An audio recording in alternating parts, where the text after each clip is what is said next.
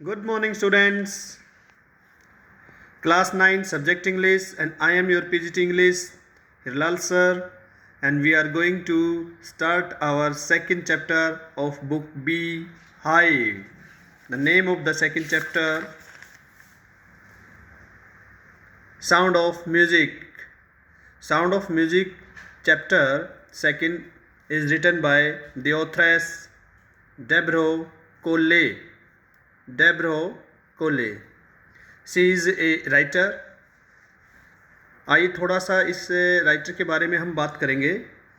तो डेब्रा कोहली के बारे में बताया गया है कि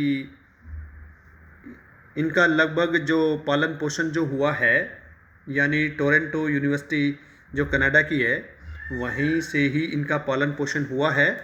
और एक बहुत ही अच्छी लेखिका है. लगभग 100 आर्टिकल्स के आसपास इन्होंने अपने आर्टिकल्स लिखे हैं.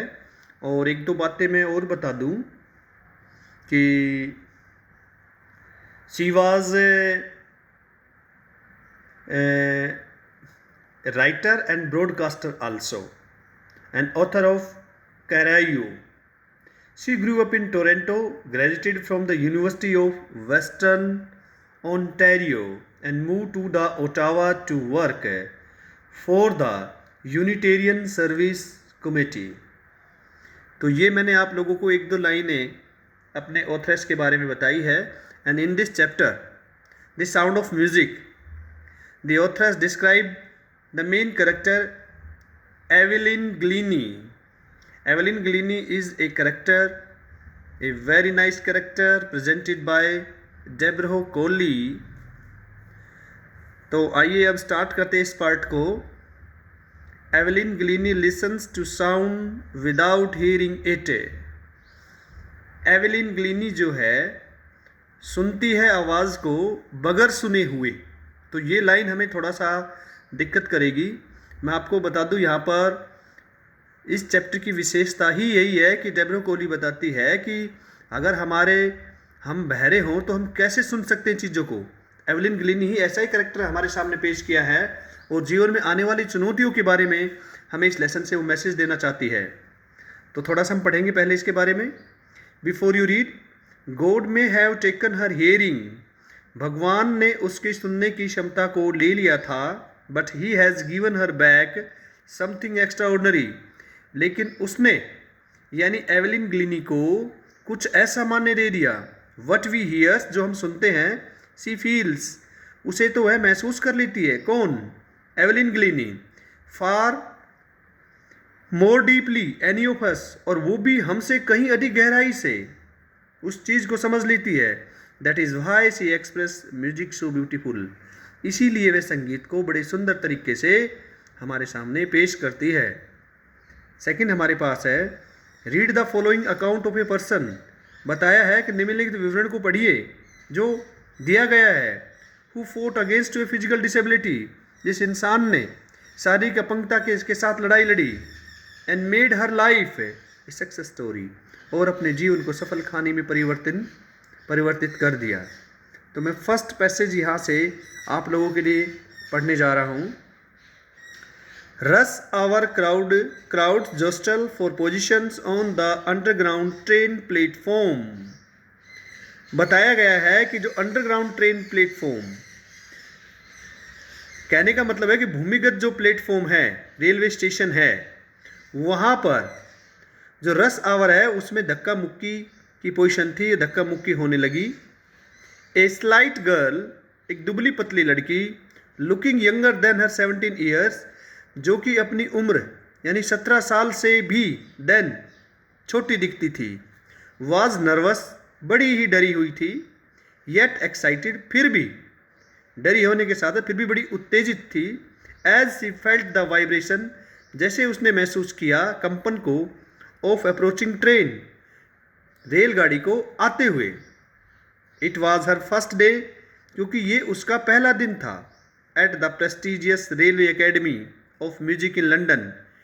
म्यूजिक इन लंडन, यानी लंदन के अंदर रॉयल अकेडमी है जो बड़ी ही प्रेस्टिजियस है, वहाँ पर उसका पहला दिन था. And denting enough for any teenager, और ये काफ़ी डरावना होता है किसी भी टीनेजर के लिए, जैसा आप समझते हो कि वो 17 से थी, यानी 17 ईयर्स थी, फ्रेश फ्रॉम स्कॉटिश फर्म, क्योंकि वो स्कॉटिश फर्म से रिलेटेड रखती थी।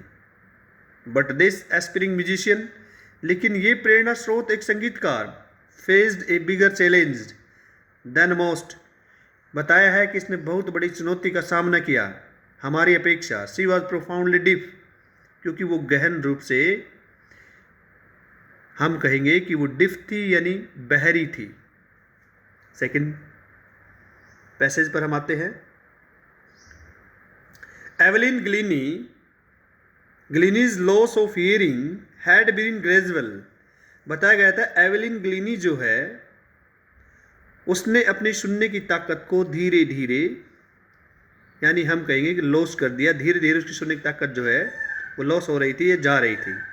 हर मदर रिमेंबर, उसकी माँ याद करती है, नोटिसिंग समथिंग वाज रॉन्ग, उस वक्त उसने नोट किया जो बिल्कुल गलत था। When she was 8 years old, जब वो मात्र 8 साल की थी।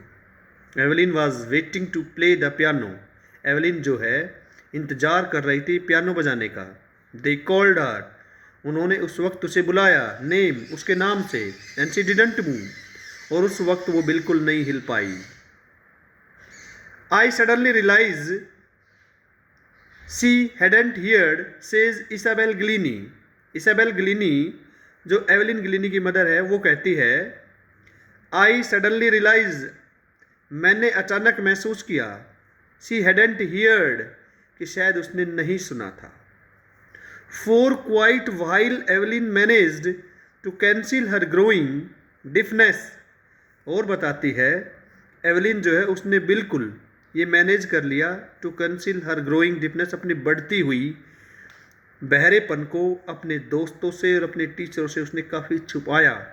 But by the time she was 11, जब वो 11 साल की, तब तक हर मार्क हैड बीन डेट्रॉयड, जो छुपा नहीं रह सका, एंड हर हेड मिस्ट्रेस, और उसकी मुख्य अध्यापिका जो है, अर्ज्ड, उसने बताया, हर पेरेंट्स, उसके माता पिता को, to take her to a specialist, कि आप इसे किसी विशेषज्ञ के पास ले जाइए।